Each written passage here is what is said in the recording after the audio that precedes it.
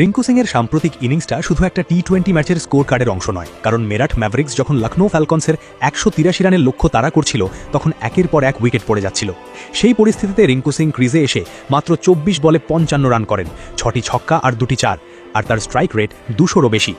শেষ পর্যন্ত বৃষ্টির কারণে ডিএলএস পদ্ধতিতে মেরাঠ 5 রানে জেতে, ফলে রিঙ্কুর ইনিংসটা ম্যাচের ফলাফলের সঙ্গে সরাসরি যুক্ত হয়ে যায়। এই পারফরমেন্সটা এসেছে উত্তরপ্রদেশ টি-20 লিগে লখনৌ ফ্যালকনসের বিরুদ্ধে। প্রথমে ব্যাট করে লখনৌ 6 উইকেটে 183 রান তোলে। মেরাঠের জন্য সেটা যথেষ্ট চ্যালেঞ্জিং লক্ষ্য ছিল। তার উপর রান তাড়া করতে নেমে শুরুটা মোটেও স্বস্তির ছিল না। স্বস্তিক চিকারা 8 রানে ফিরে যান, ঋতুরাজ শর্মা করেন 6, অক্ষয় দুবে মাত্র 4 রান করে আউট হন। এরপর দিগ্বিশ যোশী 26 এবং দিব্যাংশ রাজপুত 33 রান করেন। অর্থাৎ একটা সময় পর্যন্ত মেরাঠের ইনিংসটা মূলত উইকেট হারানো আর রান তোলার মধ্যে ভারসাম্য খোঁজার চেষ্টা করছিল। এই পরিস্থিতিতেই রিঙ্কু সিংয়ের আগমন, আর তার ইনিংসের সবচেয়ে গুরুত্বপূর্ণ দিক ছিল গতি। 24 বলে 55 রান মানে প্রতিটি বলকে সমানভাবে খেলেননি তিনি। সুযোগ পেলেই বড় শট নিয়েছেন এবং ইনিংসকে দ্রুত এগিয়ে নিয়ে গেছেন।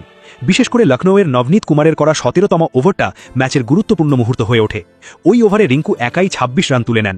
ওয়াইড এবং নো বলের কারণে ওভারটি আরও ব্যয়বহুল হয়েছিল, কিন্তু রিঙ্কু সেই সুযোগকে কাজে লাগিয়ে মেরাঠের রান তোলার গতি অনেকটাই বাড়িয়ে দেন। এরপর বৃষ্টি নামে।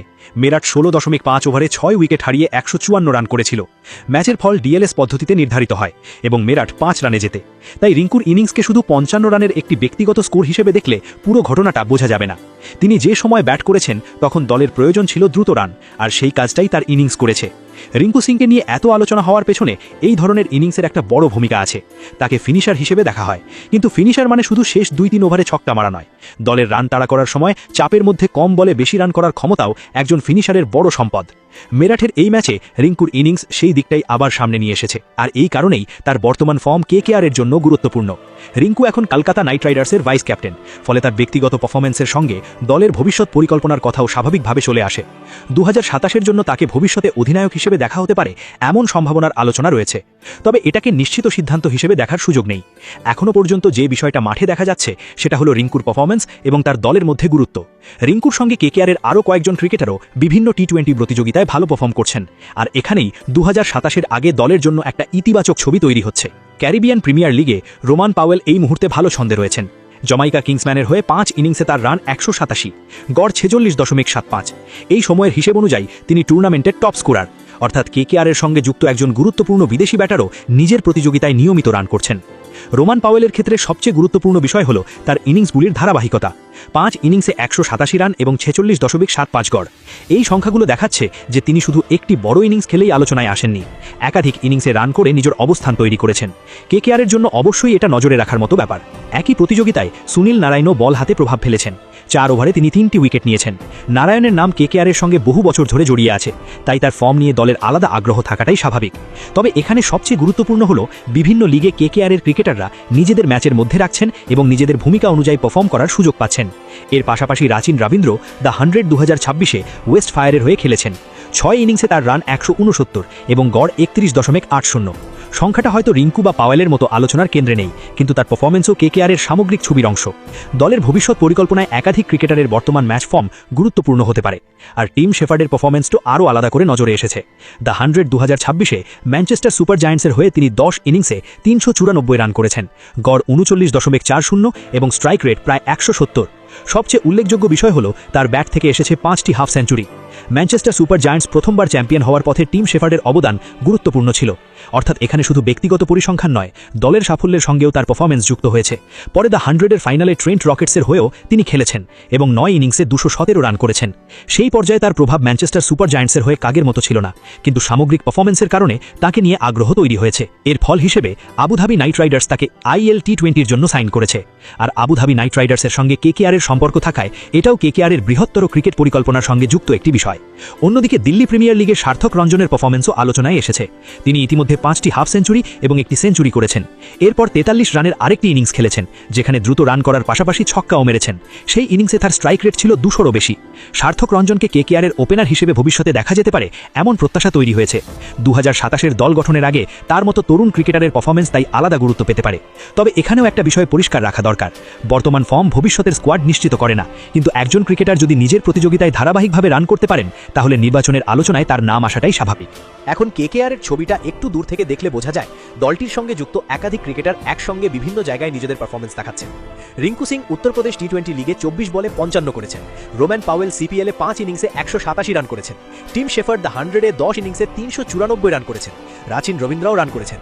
সার্থক রঞ্জন দিল্লি প্রিমিয়ার লিগে দ্রুত গতির ইনিংস খেলছেন। এর সঙ্গে যোগ হয়েছে বরুণ চক্রবর্তীর ফিটনেস আপডেট। তিনি ফিটনেসের দিক থেকে কিছুটা সেরে উঠেছেন এবং দ্রুত মাঠে ফেরার সম্ভাবনা তৈরি হয়েছে। কেকেআরের পাশাপাশি ভারতের জন্য বরুণ গুরুত্বপূর্ণ একজন মিস্ট্রি স্পিনার হিসেবে পরিচিত, তাই তার ফিট হয়ে ওঠা দলের বোলিং বিভাগে বাড়তি বিকল্প তৈরি করতে পারে। এই পুরো পরিস্থিতির মধ্যে রিঙ্কু সিংয়ের জায়গাটা আবারও আলাদা, কারণ তার নামের সঙ্গে কেকেআরের দীর্ঘমেয়াদী পরিকল্পনার কথাও জড়িয়ে যাচ্ছে। হার্দিক পান্ডিয়াকে ঘিরে যে দলবদলের আলোচনায় রিঙ্কু সিং এবং হর্ষিত রানার চাহিদার কথা সামনে এসেছিল, সেই প্রেক্ষাপটে কেকেআর রিঙ্কুকে ছাড়তে চাইছে না এমন পরিস্থিতি তৈরি হয়েছে। এর কারণ হিসেবে তার ফিনিশিং ক্ষমতাকে গুরুত্ব দেওয়া হচ্ছে, আর উত্তরপ্রদেশ টি-20 লিগের এই ইনিংসটা সেই যুক্তিকে আরও শক্তিশালী করে। 183 রানের লক্ষ্য, রান তাড়া করতে গিয়ে দ্রুত উইকেট হারানো, তারপর 24 বলে 55। এই ধারাবাহিকতাটা দেখলে বোঝা যায় কেন তার মতো একজন ব্যাটারের মূল্য এত বেশি। তবে রিঙ্কুকে শুধু ছক্কার ব্যাটার হিসেবে দেখলে তার ভূমিকা ছোট করে দেখা হবে। এই ইনিংসে 6টি ছক্কা অবশ্যই বড় বিষয়, কিন্তু একই সঙ্গে 24 বলে 55 রান করার অর্থ হলো তিনি খুব কম সময়ের মধ্যে ম্যাচের রান রেটকে অন্য জায়গায় নিয়ে গিয়েছেন। ফিনিশারের ক্ষেত্রে এটাই গুরুত্বপূর্ণ, দলের পরিস্থিতি অনুযায়ী দ্রুত ম্যাচের গতি বদলে দেওয়া। মেরেঠের জয়ও সেই কারণেই তার ইনিংসের সঙ্গে যুক্ত হয়ে গেছে। 16.5 ওভারে 154 রান করার পর বৃষ্টি ম্যাচটাকে ডিএলএসের দিকে নিয়ে যায়। শেষ পর্যন্ত 5 রানে মেরেঠ জেতে। এখানে রিঙ্কুর 55 রান ম্যাচের একটি গুরুত্বপূর্ণ অংশ হয়ে থাকে, কারণ তার ব্যাটিং না হলে মেরেঠের রান তারা সেই অবস্থানে পৌঁছত কিনা সেটাই প্রশ্ন হয়ে দাঁড়ায়। 2027 আইপিএলের আগে তাই কেকেআরের সামনে একটা গুরুত্বপূর্ণ পর্যায় তৈরি হচ্ছে। দলকে ভবিষ্যতের জন্য ক্রিকেটারদের পারফরমেন্স দেখতে হবে, তাদের ভূমিকা বিচার করতে হবে এবং কোন ক্রিকেটারকে ঘিরে দীর্ঘমেয়াদী পরিকল্পনা করা যায় সেটাও ঠিক করতে হবে। সেই জায়গায় রিঙ্কুর বর্তমান ফর্ম অবশ্যই আলোচনার কেন্দ্রবিন্দুতে থাকবে।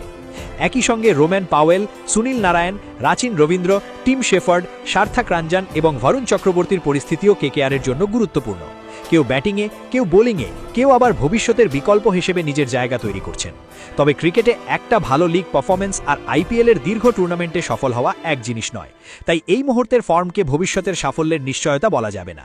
কিন্তু 2027-এর আগে ক্রিকেটাররা যে ম্যাচের মধ্যে রয়েছেন, রান করছেন, উইকেট নিচ্ছেন এবং নিজেদের ভূমিকা ধরে রাখছেন, এটা অবশ্যই দলের জন্য ইতিবাচক দিক। আর রিঙ্কু সিংয়ের ক্ষেত্রে সাম্প্রতিক 24 বলে 55 রান সেই আলোচনাকে আরও সামনে নিয়ে এসেছে। কেকেআরের ভাইস ক্যাপ্টেন হিসেবে তার বর্তমান অবস্থান, ফিনিশার হিসেবে তার ভূমিকা এবং ভবিষ্যতে নেতৃত্বের সম্ভাবনা, সবকিছু মিলিয়ে তার পারফরমেন্স এখন শুধু ব্যক্তিগত বিষয় নয়।